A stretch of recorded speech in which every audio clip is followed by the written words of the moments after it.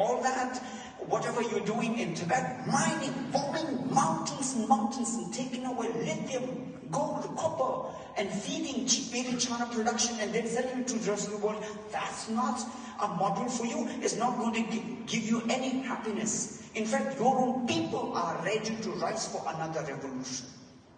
My message to you, China, your misadventure in empire building is a great source of suffering to your own people and in extension to the people of the occupied country. And now in search of natural resources, you are doing that in Asia, Africa, South America, and around the world.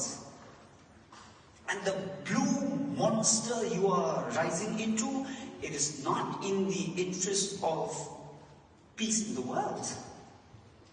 Now is the time for China to reflect and bring genuine peace and happiness to your own people and people around the world. My time is coming to an end. Towards the end, I want to express my gratitude to Switzerland, because this is one country who had accepted Tibetan refugees in 1960, when Switzerland was not even connected to Tibet.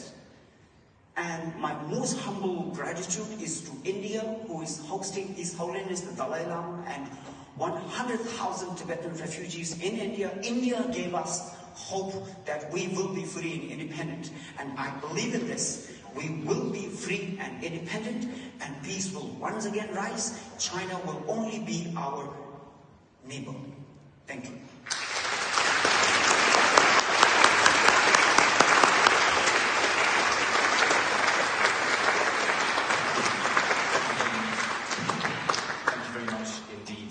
For that contribution, rich with hope and with fortitude. I think it really meant a lot to everybody here. Particularly thank you for raising the internal plight of the peoples of China, whose fate is too often forgotten in conversations around human rights when it comes to China. So thank you very much indeed for that. I'm going to hand over now to Joyce Yu, an activist from Hong Kong who is working with the fantastic organization Hong